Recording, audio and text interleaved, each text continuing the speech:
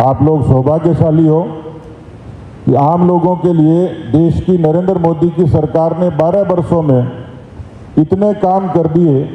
क्या कोई ये कह सकता है कि मैं 370 का बेनिफिशियरी नहीं हूँ? क्या कोई ये कह सकता है कि मैं राम मंदिर का बेनिफिशियरी नहीं हूँ? क्या कोई ये कह सकता है कि मैं जनधन का बेनिफिशियरी नहीं हूँ, उज्ज्वला का नहीं हूँ? किसी न किसी वार्ड में इस तरीके के और सोनीपत के हर चप्पे चप्पे में किसी न किसी रूप में लाभार्थी मिल जाएगा। ये आपको सबसे पहली सहूलियत है। कांग्रेस पार्टी के ज़माने में लोग वोट मांगने जाते थे चौपाल में, उनसे जवाब मांगते थे।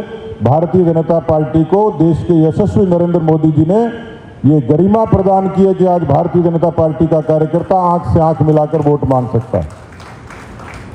जहां तक हरियाणा की सरकार का ताल्लुक है, मनोहर लाल खट्टर जी से लेकर नायब सैनी जी तक पिछले 11.5 वर्षों में हरियाणा की राजनीति को, हरियाणा की जिस तरीके की शासन की व्यवस्था को उन्होंने अपने हुनर से बदला है, अपने व्यवहार से बदला है, अपने चरित्र से बदला है।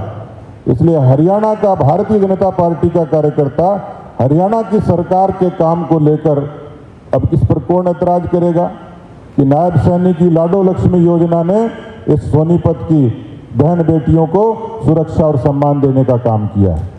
इसलिए ऐसी अनंत योजनाएं, दिल्ली की सरकार की ताकत, हरियाणा की सरकार की ताकत, अध्यक्ष जी के नेतृत्व में संगठन की ताकत और यहाँ के जनप्रतिनिधियों के उनके व्यवहार और उनकी जन सुनवाई की ताकत के बूते पर मुझे पूरा भरोसा है कि जो जीत का मिशन लेकर हम कामयाबी के रास्ते पर चले हैं उसमें निश्चित रूप से हमें सफलता मिलेगी।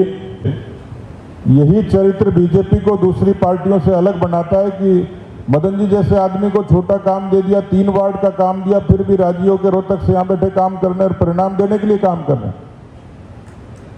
तो ये परिणाम देने का जज्बा किसी में है तो भारतीय जनता पार्टी में नहीं है।